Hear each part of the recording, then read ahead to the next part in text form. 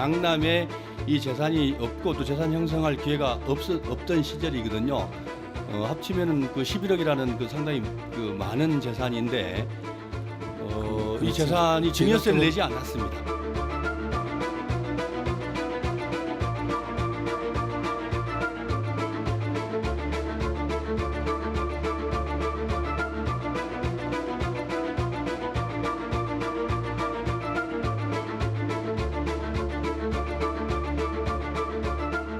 후보자 배우자께서 그 1989년 3월 달부터 12월 달까지 그 강남구 논현동에서 실제 거주한 것이 맞습니까?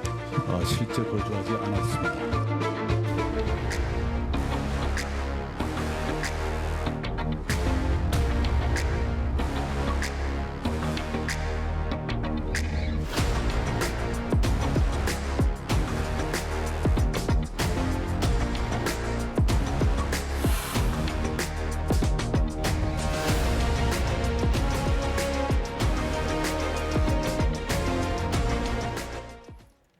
여의도 사사건건 시간입니다. 복귀왕 전 의원, 김경진 전 의원 이렇게 두 분 모시고 이야기 나누겠습니다. 자, 어서 오십시오. 안녕하세요. 한덕수 총리 후보자 청문회가 이틀 연속 파행격도 결국 연기됐어요. 일단 민주당이 보시기에 이거 뭐 그냥 자료가 좀 부실하다 이걸 넘어서 인준해주기 좀 어렵다 이렇게 지금 보고 계십니까? 어떻습니까?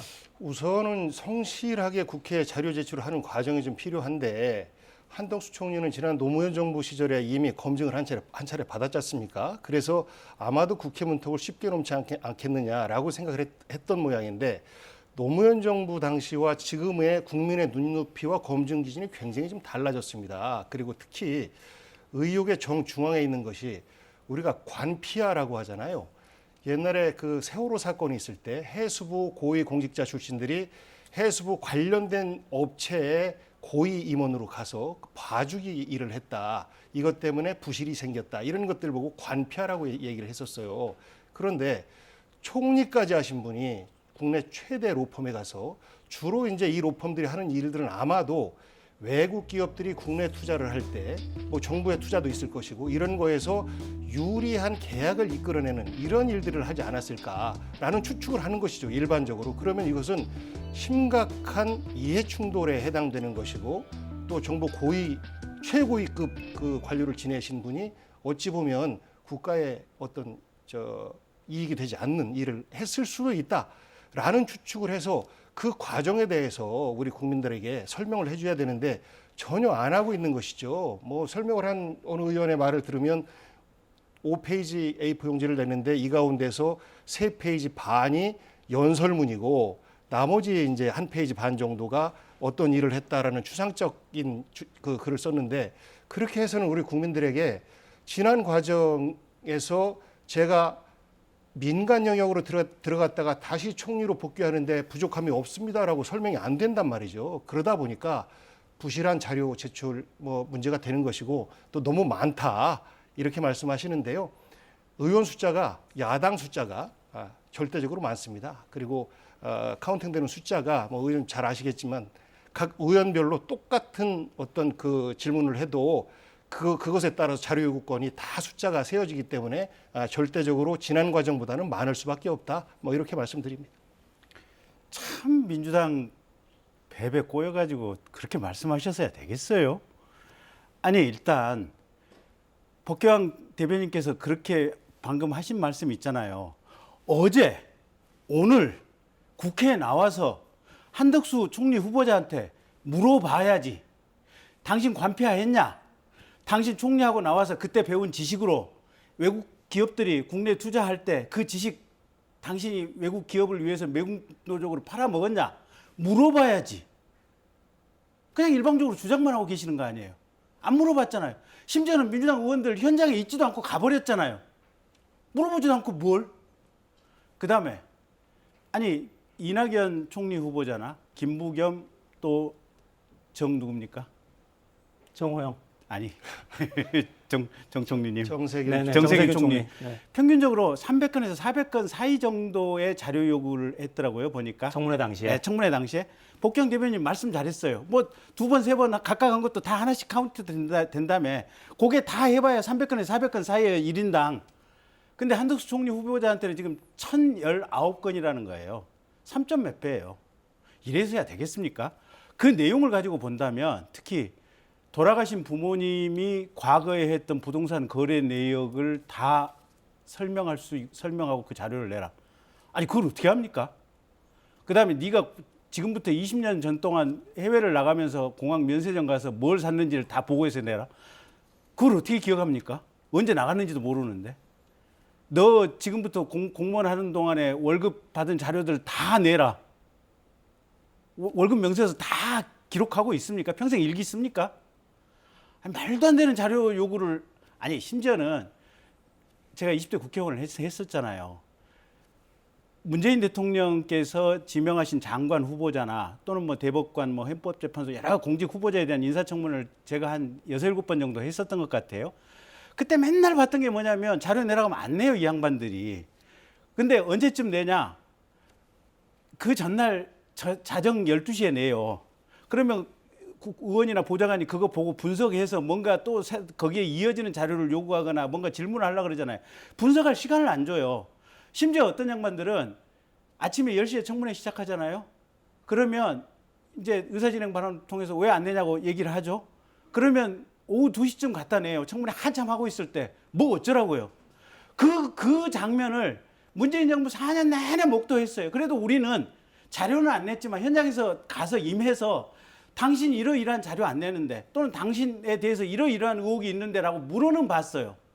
민주당 이분들은 어제 오늘 현장에 나타나지도 않고 물어보지도 않아요. 이게 헌법기관인 국회의원으로 살 자세입니까?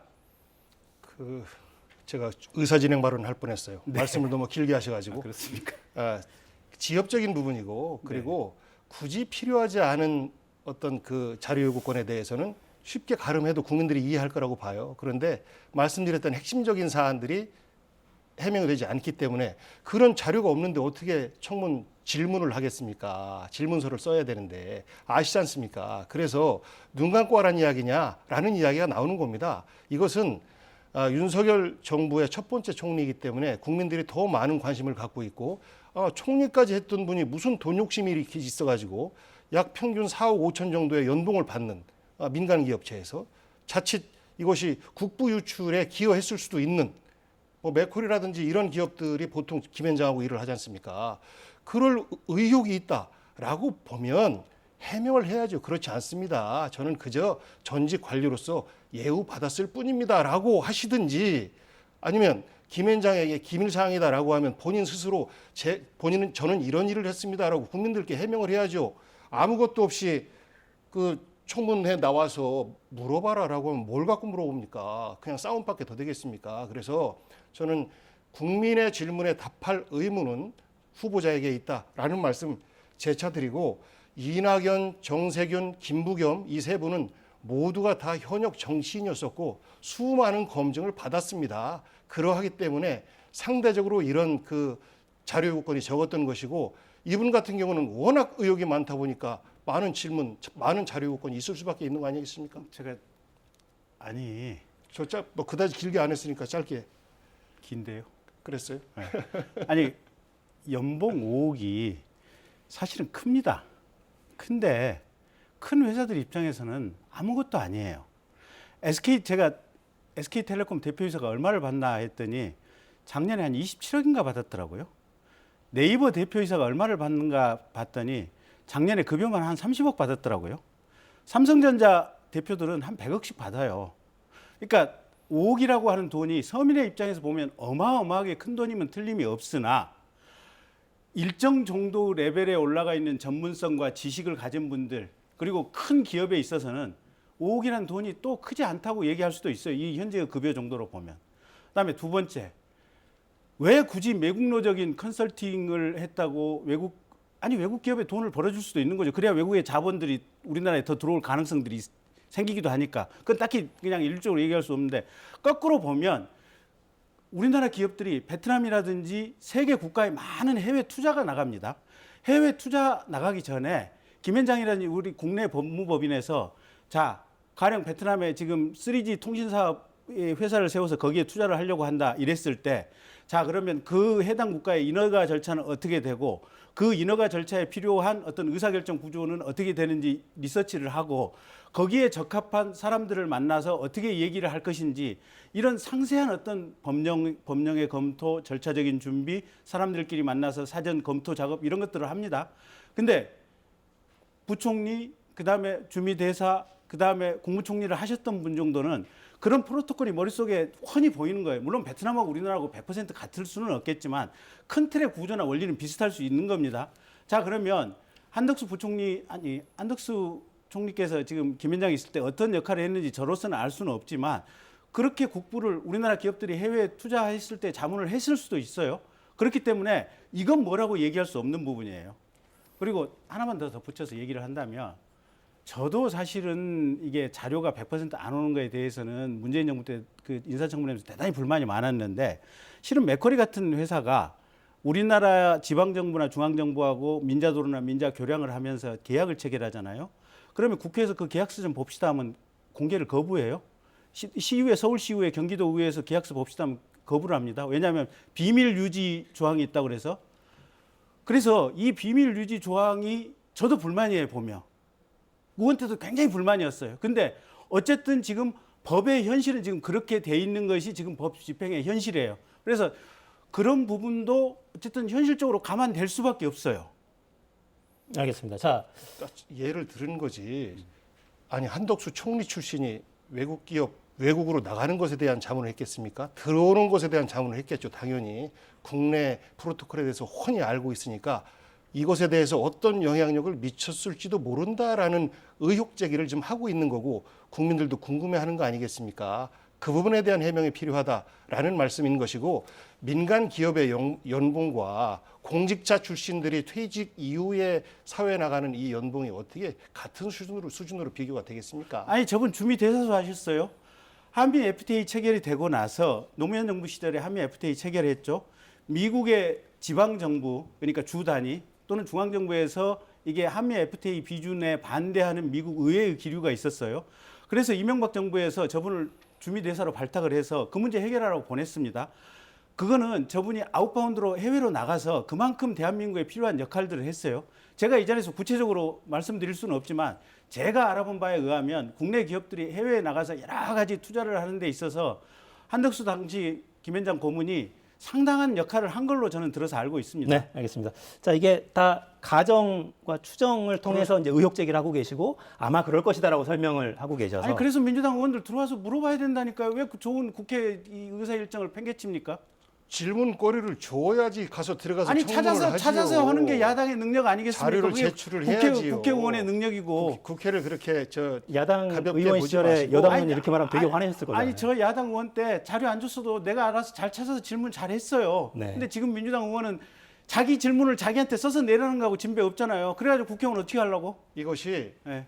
청문회의 첫 번째 스타트입니다. 그래서 어떻게 어느 만큼의 자료 요구권이 충족되느냐가 다른 후보들에게도 기준 잣대가 돼요. 그러하기 때문에 첫 번째 청문이기 때문에 더 강도 높은 요구를 할 수밖에 없는 그런 상황이다라는 것에 대해서 아마 흔히 이해를 하시면서도 이렇게 근데 우리는 말씀을 다 한 주시는 걸 것 가지고 같습니다. 민주당 의원들 무능하다고 그냥 온 천하에 그냥 공개 자백을 하고 계신 것 같네요. 그렇지 야, 이게- 않습니다. 무능하기는 사실 무능은 국민의힘 의원들이 훨씬 더 자, 무능하죠. 이 정도 하겠습니다. 자, 말씀하시면. 이게 방송 시작하기 전에 사실 오늘 고품격 토론하기로 했었는데, 네, 고품격입니다 지금. 사실 고문료가 거액이다라는 것도 그 자체로도 좀 박탈감을 주긴 하는데, 사실은 내용이 문제잖아요. 어떤 역할을 했느냐 그 부분을 확인하고 싶은 거고, 확인을 위해서는 자료가 필요하지 않냐라는 게 민주당의 입장인데, 알아서 질문하라. 네. 아니 법 체계 정비가 좀 더 필요하다. 네. 아니 가령 지금 저런 것도 있어요. 그러니까 한 3, 4년 전에 피모 실명을 안 하겠습니다. 피모라고 하겠습니다. 이제 장관 지명이 됐었는데 병원 의료 기록을 내라 그랬어요. 그때 당시에 야당 쪽에서는 의료 관련해서 무슨 특혜라든지 입원이나 진료를 받는데 어떤 우선순위라든지 특혜를 받았는가 이걸 확인하기 위해서 제출하라 그랬는데 그분이 국회에 와서 내 신상 개인정보, 내 의료 정보를 당신네들이 왜 하려고 그러는데 끝까지 제출 안 했습니다. 오히려 역공을 했습니다. 한번 잘 찾아보십시오. 네. 자, 지금 분위기를 보시면 아시겠지만 지금 첫 주자부터 쉽지 않습니다. 일단 증인 선서도 못하고 그냥 후보자 선서도 못하고 그냥 끝났고 다음 달 2일, 3일로 연기가 된 상태고요. 자, 저희 그래픽 만들어 놓은 거 일정을 좀 보여주시죠. 인수위에서는 공직 후보자 인선하면서 안배는 하지 않았다. 능력만 봤다라고 이야기했습니다. 자, 28일부터 이상민 후보자 청문회가 있고요. 5월 2일, 3일에 아마 굉장히 중요한 날이 될 것 같습니다. 추경호, 원희룡, 박진, 한덕수 후보자까지 그리고 3일에 정호영, 이종호 후보자까지 이렇게 쭉 진행이 됩니다. 한동훈 후보자 가장 관심을 모으는 한동훈 후보자는 4일에 진행이 되고요. 검증 전망 이 중에 뭔가 좀 목표가 있잖아요. 흔히 야당에서는 자 이번 청문회 전국에 최소한 우리가 몇 명 정도는 이 사람은 도저히 불가하다 이런 게 아마 있을 것 같은데요. 목표로 하지는 않고요. 과거에는 뭐 정의당의 데스노트가 통한다 그랬는데 지금은 이제 그런 노트도 없는 것 같은데 어느 정도 윤곽은 좀 보이는 것 같습니다. 왜냐하면 지금 이 후보자들을 보면 면면이 정말 너무해요. 백화점이에요. 비리백화점 의혹을 갖고 있어요.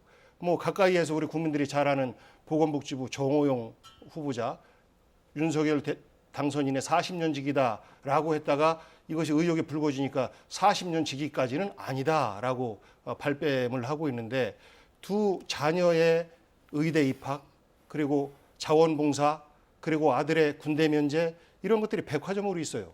교육부 장관으로 또 지명된 김인철 씨 두 아들, 딸 모두가 다 풀브라이트 그 장학재단으로부터 1억씩 받았어요.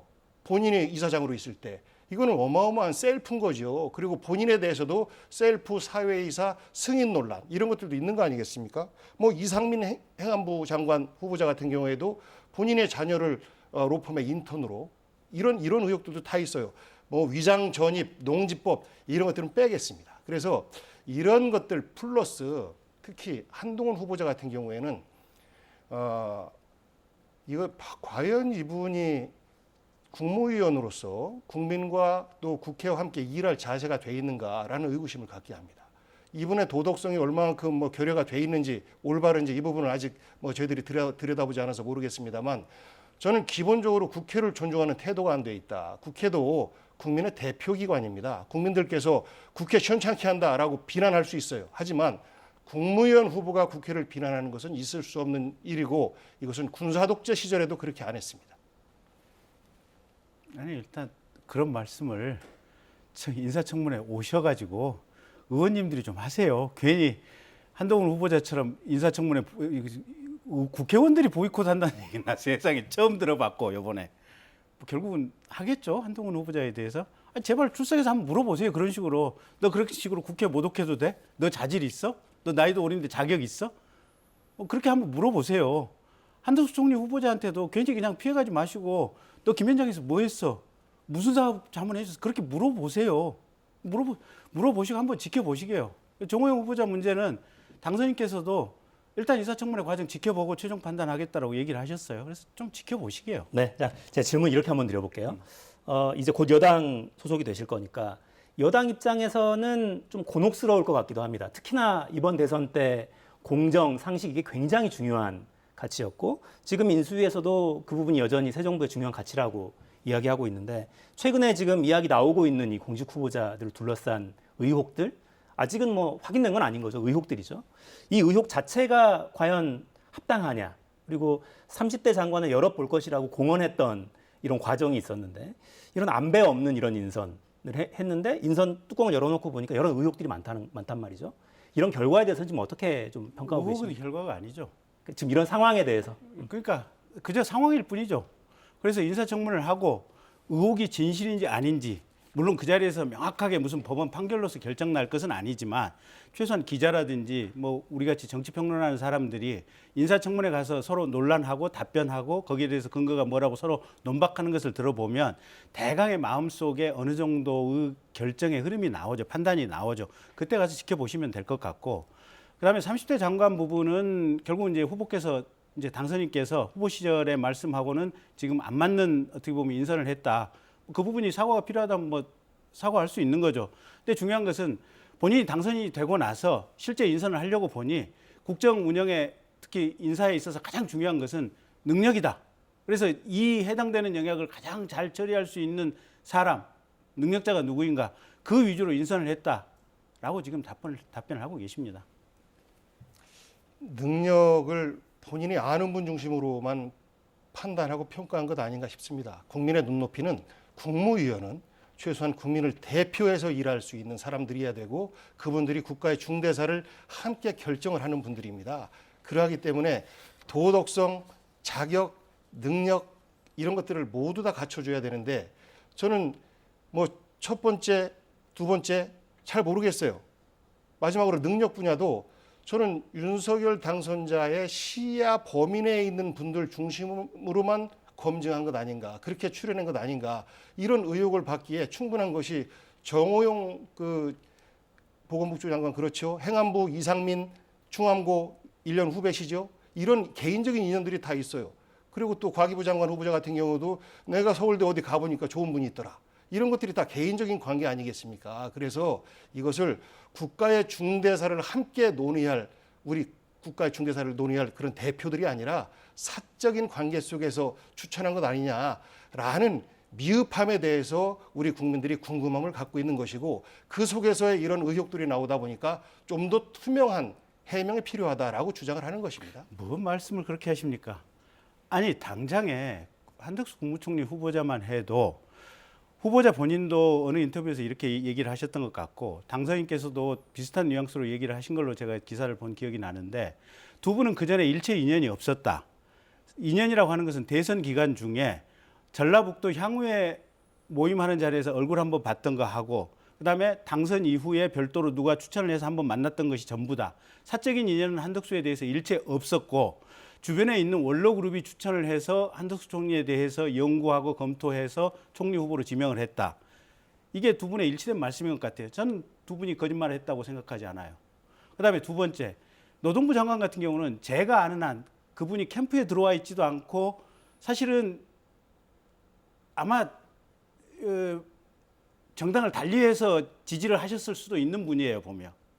어쨌든 환경부 장관 같은 경우도 제가 아는 한 일면식도 없는 분이에요, 보면. 이게 그다음에 이종호 교수 과기부 장관 얘기하셨잖아요.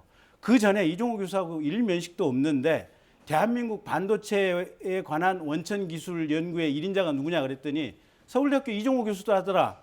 그래서 윤석열 당시에 후보자로 정치 선언하기 이전 시점이죠. 그러니까 6월 29일 이전 시점에 아마 6월 초순쯤인가 서울대학교 반도체 연구소를 찾아가서 하루 종일 아마 이런저런 대화를 나누면서 이종호 교수의 실력과 인품에 대해서 나름 느낀 점이 많이 있으셨던 것 같아요. 네. 그 전에는 아무 일명식 관계도 없었다는 거 아니에요, 보면. 그래서 본인이 여러 가지 자료와 상황을 가지고 최고의 능력자를 뽑은 것이지 그렇게 무슨 사적인 인연이 있는 사람을 뽑았다라는 것처럼 민주당이 몰아가는 것은 그건 틀린 팩트다라고 알겠습니다. 말씀드리겠습니다. 자, 저희 아까 인사청문회 일정 정리해 놓은 걸 다시 한번 좀 올려주실까요? 자, 이제 다음 주가 본격적입니다. 5월 2, 3, 4일 쭉 지금 명단 보고 계신데 추경호 후보, 원희룡 후보자, 박진 후보자, 한덕수, 정호영, 이종호, 권영세, 한동훈, 이종섭 후보자 이렇게 쭉 일정이 있으니까요. 지금 우리는 여러 가정에 기반해서 지금 토론하고 있고 기존에 알려졌던 사실들. 이제 인사청문회 공간에서는 구체적으로 후보자가 제출한 자료들 그것들을 분석해서 구체적으로 추궁이 있고 해명이 오갈 겁니다.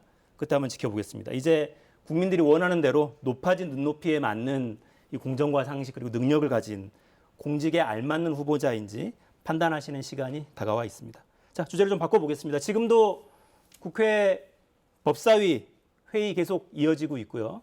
법사위 회의장 앞에서는 이런저런 논란들 계속 벌어지고 있습니다. 지금 체계 자구 심사가 거의 진행되고 있는데 심사 과정에서 지금 합의 내용과 맞지 않는 내용으로 법안이 제출돼 있다. 이런 문제 제기가 국민의힘 쪽에서 나오고 있고 민주당 쪽에서는 합의 내용에 충실한 법안이 제출돼서 논의 중이다. 합의 과정의 중간에 나가서 문제 제기를 하는 건 옳지 않다. 내부에서 논의하자. 이런 공박이 지금 오가고 있습니다. 일단 법사위 전체 회의는 오늘 마무리한다. 이런 방침입니까, 민주당? 예, 오늘 마무리하고 내일 본회의를 요청해 놓은 상태입니다. 그래서 내일 중으로는 처리하기를 희망하고 있고 이런 논란을 빨리 끝내고 그다음에 이제 청문회 전국으로 가져가고 청문회 빨리 끝내고 나서 지방선거에 서로 이제 돌입해야 되지 않겠습니까? 그래서 정치 일정상으로 굉장히 급하기 때문에 더 이상 미룰 수 있는 사안이 아니다라는 생각을 하는데 저는 정말로 아쉬운 것이 우리 국민들이 볼 때 여야가 이제 새로운 정부가 들어서면서 검찰에 대해서 각별한 애정을 갖고 있는 검찰총장 출신 대통령이 들어서면서 검찰 개혁의 흐름이 끊긴다라는 우려를 많이 했었던 건 아니겠습니까? 이것 때문에 사실 너무 조급하게 이 개혁 법안에 대해서 서두른다라는 비판 또한 있었던 거예요. 그런데 이것을 권성동 원내대표가 검사 출신이고 또 본인도 수사 기소 분리에 대해서 찬성을 했던 이런 입장이었기 때문에 저는 협상을 이끌어내는 데 있어서 정말 훌륭하다라는 생각을 했습니다. 민주당 비판 엄청 받았어요. 박병석 의장님 아마 민주당 지지자들로부터 문자 폭탄 어마어마하게 받았을 것이고 마찬가지로 국민의힘 지지자들로부터도 받았을 거예요. 그리고 그 민주당의 원내대표를 비롯해서 지도부들 민주당의 강성 지지자들로부터 문자 폭탄 엄청 받았을 겁니다. 180석 만들어줬더니 너희들 한 거 뭐 있냐라고 공격을 해요. 마찬가지로 국민의힘에서도 그런 비판 받았겠죠. 강성 지지자들로부터. 하지만 정치라고 하는 것은 타협의 미학입니다. 이 중간 지대에서 어느 정도 양보를 하고 하면서 6개 그 수사 범죄 내용 중에서 일부 타협을 하고 그리고 또 그 유예 기간을 일부 타협을 하고 그리고 특히나 핵심적으로 남아있던 것이 검사의 보안 수사권이지 않습니까? 이런 것들을 남겨서 사실 권성동 대표 같은 경우는 잘된 거다라고 자평을 하고 70명 정도가 참여한 의원총회에서 추인까지 받았는데 어디로부터 어떤 메시지를 받고 나서 갑자기 바뀌었어요. 이런 방구 말도 없이 갑자기 의원총회의 결론을 최고위에서 뒤집고 이것이 뒤집히는 과정에 대해서 어느 한마디도 안 하고 누구도 책임을 안 지는 우리 정치사에서 아마 처음 있는 일일 겁니다. 네. 자, 지난주 상황까지 보면 민주당이 굉장히 무리하는 상황이긴 했어요, 사실. 민영배 의원이 탈당하고 그 전에 양양자 의원 사보임부터 시작이었죠. 굉장히 무리한 전국이었는데 이번 주 들어서서는 오히려 합의 내용을 번복하는 상황이 되긴 했습니다. 결과적으로.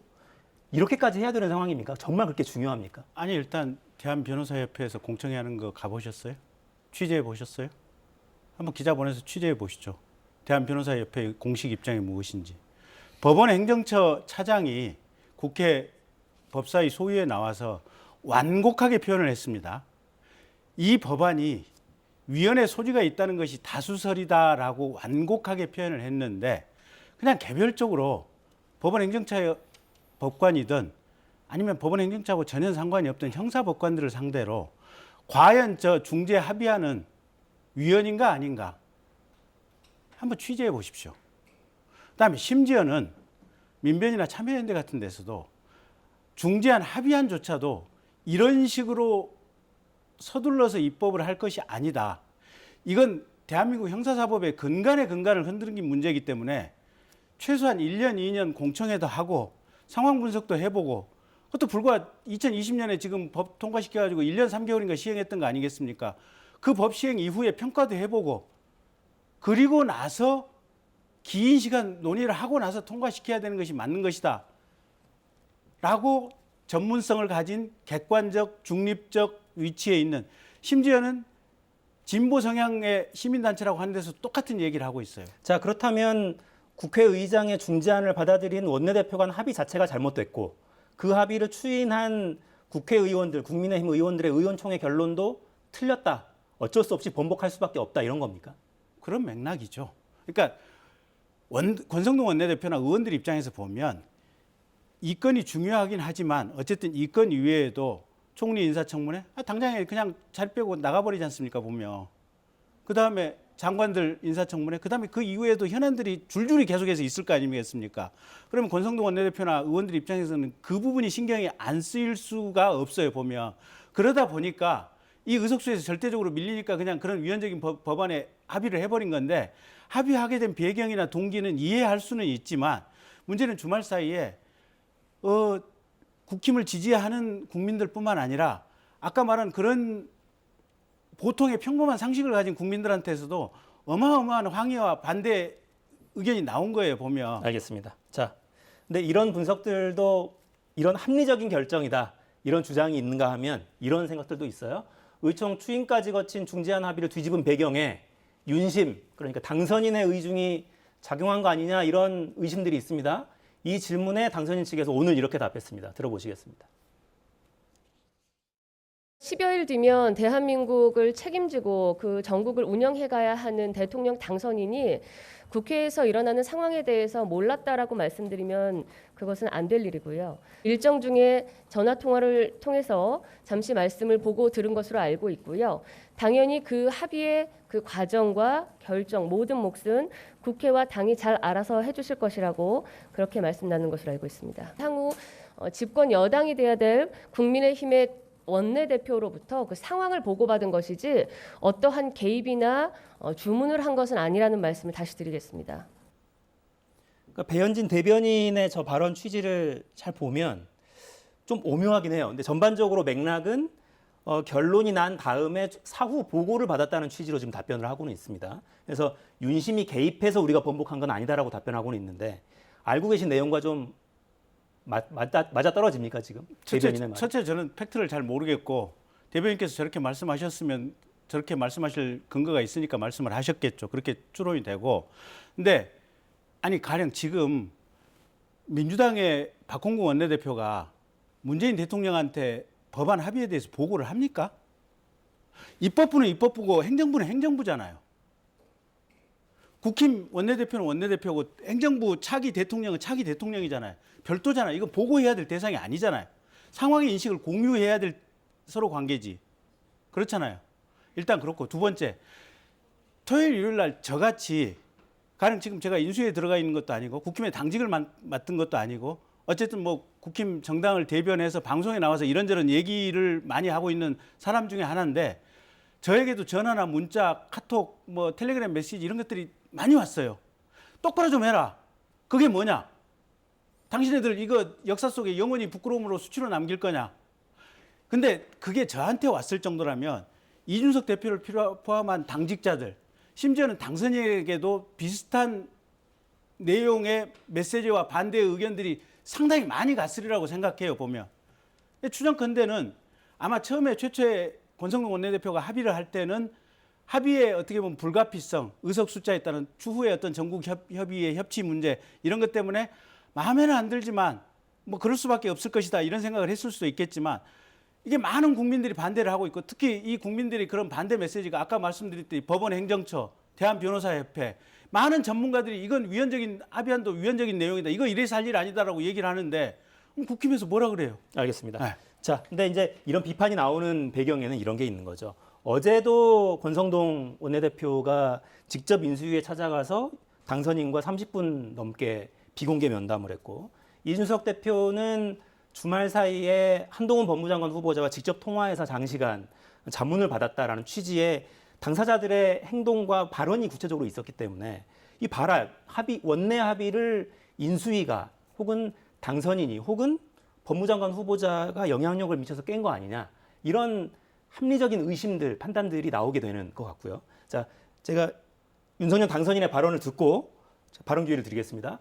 윤석열 당선인 오늘은 인천 지역 현장 방문을 갔는데 이 자리에서 헌법 준수, 헌법 가치 실현 강조했습니다. 듣고 이어가겠습니다.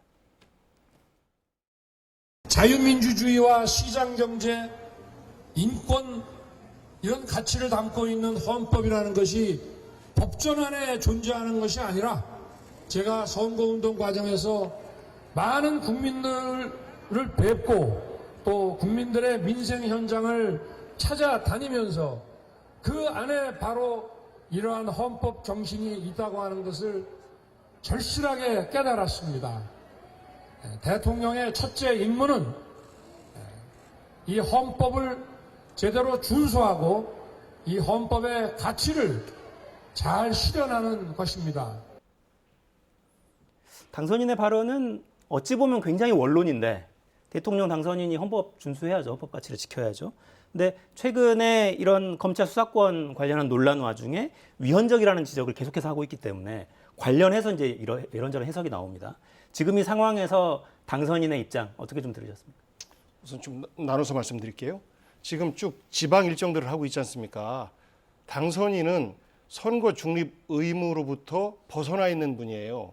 그런데 당선되자마자부터 앞으로 내가 5년 동안 대한민국을 이끌어가야 되니까 권한을 나한테 주시오, 인사권 내놓으시오 라고 했던 분 아니겠습니까? 그런데 지금은 최대한 선거 중립 의무를 피해서 사실상 지방선거 지원 유세 같은 이런 일을 하고 있어요. 어제는 성남에 갔고 김은혜 경기도지사 후보는 인수회에 와서 경기도 공약 이런 겁니다 하고 언론 플레이하고 이런 거 아니겠습니까? 마찬가지로 우리 국민들이 볼 때 저런 행동은 법 피해서 꼼수 부리는구나 라는 어떤 좋지 않은 모습으로 보이게 될 것이다 라는 말씀 하나 드리고, 그렇습니다. 헌법 가치를 준수해야 되고 이 부분에 대해서는 뭐 정치인, 대통령 다 마찬가지죠. 그런데 위헌을 말씀하시는데 우선 1차 검찰개혁 때 6개 범죄를 검찰에 두고 나머지 분리할 때 왜 이때는 위헌이라고 얘기 안 했어요?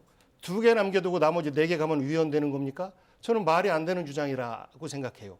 그동안에 공수처도 그랬고 각종 개혁 법안 때마다 위헌을 덜 먹였지만 한 번도 안 먹혔습니다. 이것이 그 법원행정처에서도 해명 자료를 낸 것이 합헌과 위헌 이 2가지 주장에 대해서 다 한 것이다 라는 말씀이었고, 민변과 참여연대 같은 경우에도 이 합의 중재안에 대해서 이것도 잘못됐다라는 논평을 저는 못 봤습니다. 정의당 이 중재안에 대해서 합리적이다, 받아들이겠다라고 했고, 이제는 그래서 필리버스터도 얼마든지 강제 종료를 할 수 있는 이런 정도의 의사 확보를 했다라고 저희들은 생각해요. 왜냐하면 이 어려운 중재 노력을 박병석 의장께서 미국의 하원 의장과의 중요한 외교 일정을 사실 포기하면서 외교 결례를 무릅쓰고 중재안을 냈고, 여기에 대해서 권성동 대표는 이 문구를 보면 다 내가 불러준 대로다 거의 다가 라고 자기 광 팔았지 않습니까? 그래놓고 나서 이런 방구 말도 없이 갑자기 당선자가 당선자가 화가 나셨는지 한동훈 법무부 장관 후보자의 어떤 말이 이준석 대표에게 얼마나 크게 다가갔는지 갑자기 이렇게 스리슬쩍 의총 결과까지도 뒤집고 말 한마디 않는, 그러면서 책임지는 사람도 아무도 없는, 이것이 정치입니까? 이것이 입법부입니까? 저는 군사독재 시절보다 더 전락하는 통법부의 고수기 역할, 그리고 한동훈 법무부 장관 지명자로 대표되는 것처럼 싸워라. 2년 동안 열심히 싸워서 일 아무것도 못하는 모습 보여줘야 다음번 총선에 유리하다라는 판단을 하고 있는 것 아닌가 싶고, 또 특히나 이번에도 저는 이 결정을 뒤집은 이유가 2가지라고 보는데, 하나는 당선자의 의견과 어긋난 판단이다라는 게 하나가 있고, 또 하나는 이렇게 대립 전선을 유지하는 것이 지방선거에 유리하다. 민주당의 독주 프레임을 계속해서 씌워야 되는데 왜 이것을 합의하느냐라는 정략적으로 본인들이 끌고 가고자 했던 부분이 틀어지기 때문에 여기에 대한 비난이 있는 것이고, 여기에 대해서 아무 말도 못하고 권성동 대표가 후퇴한 것 아닌가 싶은데요. 저는 권성동 대표가 이런 정도 이 지경이 됐으면 대표의 자격이 없다라고 생각해요. 물론 아시는 게 마땅합니다. 네. 그럴 때 재논의를 요청할 수가 있다라고 생각해요. 네, 저도 알겠습니다. 한마디 좀 할까요? 30초만 드리겠습니다. 시간이 다 됐습니다. 지금. 그래요. 네. 다음 코너도 있어서. 윤석열 당선인이 최초의 이 논의에 대해서는 말씀을 안 하겠다라고 하셨죠. 나는 국민들 민생과 먹고 사는 부분에 대해서 관심을 가지겠지. 여기에 대해서 얘기를 안 하겠다 그랬더니 권성동 원내대표가 합의한 직후쯤부터 언론과 변호사 단체, 법조인들이 들고 일어나서 당신 뭐냐? 당신 스스로 생각하는 헌법 가치에 대해서 얘기를 대통령 당선인이 해줘야 될 거 아니냐? 네. 그런 여론들 보셨죠? 그다음에 제가 마지막으로 한마디 할게요.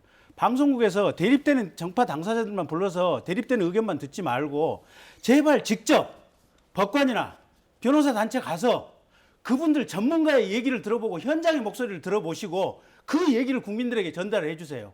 알겠습니다. 이게 형식적인 공정인 것 같지만 장기적으로 보면 국가를 망치는 길이에요. 고맙습니다. 네. 네. 저한테 화를 내시지 왜 사회자께 화를 내십니까? 네. 잘 해보시라고 드린 말씀입니다. 고품격이에요. 괜찮습니다. 네. 자, 대통령 취임까지 2주 남았고요. 쉽지 않을 것 같습니다. 여의도 사건건 여기까지 하겠습니다. 김경진 복귀왕 전 의원이었습니다. 감사합니다. 고맙습니다.